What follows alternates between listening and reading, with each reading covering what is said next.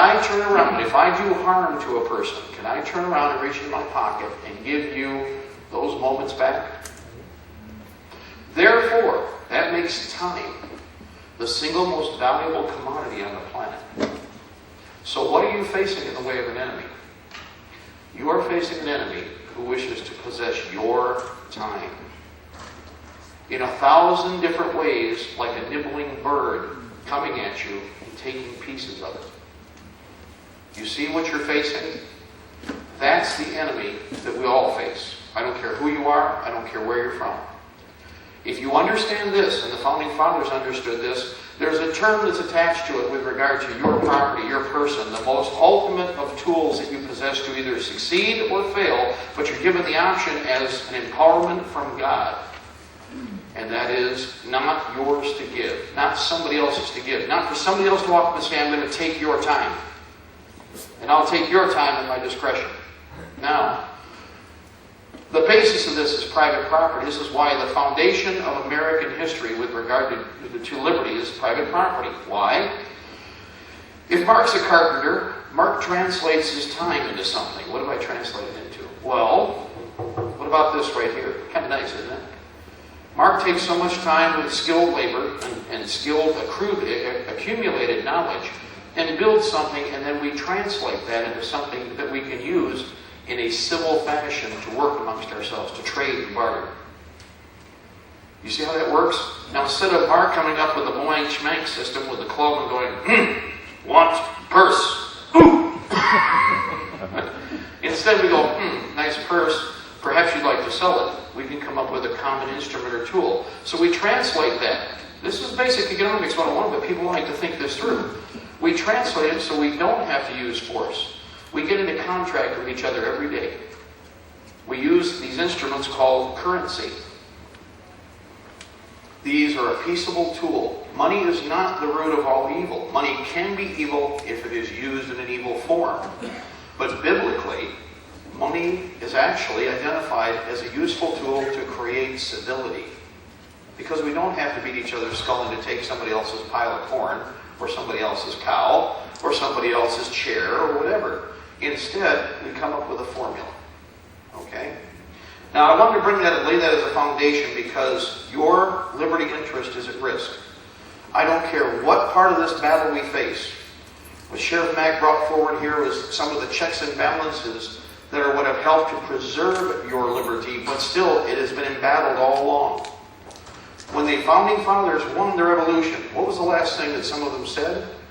Gentlemen, from this day forward, it is all downhill. Why? It's very simple.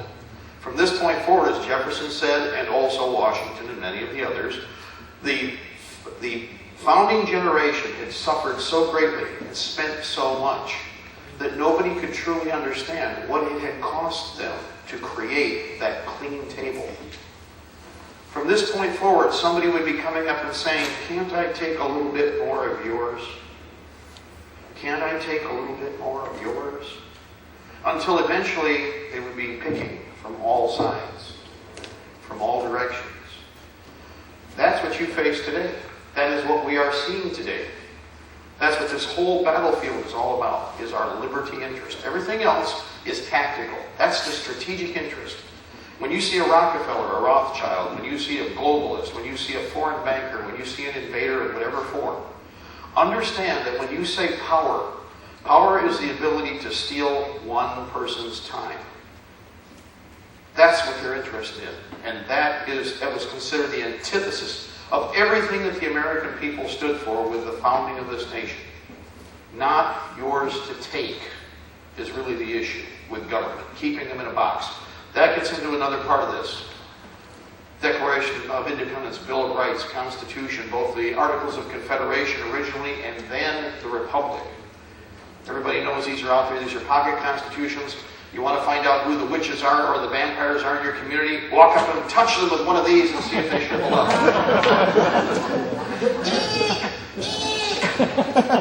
Okay. And you find this little spot where the book burns them in the forehead or whatever, and they flee. That's exactly what happens. Okay? Well, we do this in many ways. And I'm going to bring a friend of mine up here right now. And And in fact, we've fought a lot of battles. I have supported and helped to organize, and again, we're going to cover many subjects here today real quick. And they're going to show how they interlock. No single part. Look at all of the elements of the Patriot movement as part of the hand. All of those elements are the fingers. The hand by itself is a pretty useless tool if we lose the fingers, don't we? Doesn't mean we can't figure out how to make the hand work. But there are many tools that make up the hand of the Patriot effort. These instruments have been used effectively by us despite all of the hindrances that have been thrown in our path time and time again. Now, the hand, which they say, of course, makes man so unique, is because of that opposing thumb. The opposing thumb gives us a dexterity that nobody else has for the most part. Well, there's a few that mimic it, but we do a pretty good job with it. And this is the extension, the hand, is the extension of this, the mind. Because anything can articulate, but it has to have something here. The most sophisticated organic battlefield computer on the planet. Oh, did I say that? Oops, yes it is. But also the most effective and first tool that every man has to use on the planet, and every woman, our mind. If we do not command our mind, we cannot control the physical world, the ethereal. But those two combinations, being balanced, this is an issue I've discussed for years, being balanced. I will support every administrative process that we must go through to bring the Patriot movement forward. But I ask one thing.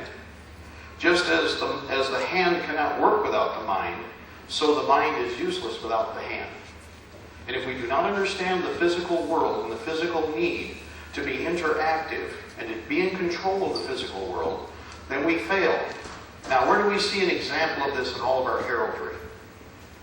Ever seen the Statue of Justice?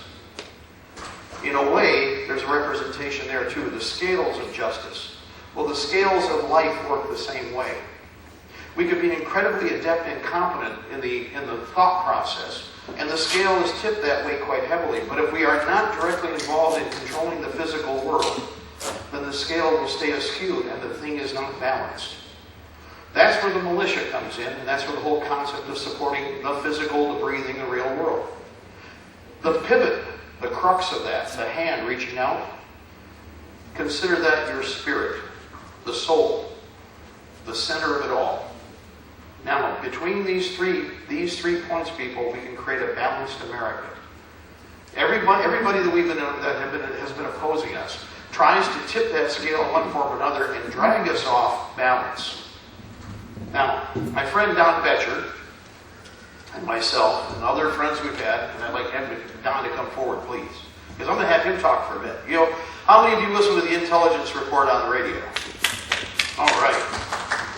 Well, you ever wonder what that other guy looks like you hear all the time? Well, this is Don Betcher. He's my friend, and he's been a good patriot, and he's been an upstanding man of the Patriot movement for many years, but he's been kind of behind the scenes. And he's the guy that you hear on the radio every day, okay? Good morning. Good morning. Now you know who to blame. Okay? Now, some of you may or may not know, but I spent some vacationing time over the last decade. I spent about 7 years behind the wire, and everybody goes, well, what happened? You know, how did you survive that? And I won't even hesitate. There are three basic things that happened. Number one is I had good friends like this man here. Okay? And a lot of you out there, too, who know exactly what it is you had to do and what we had to do to survive that. Okay?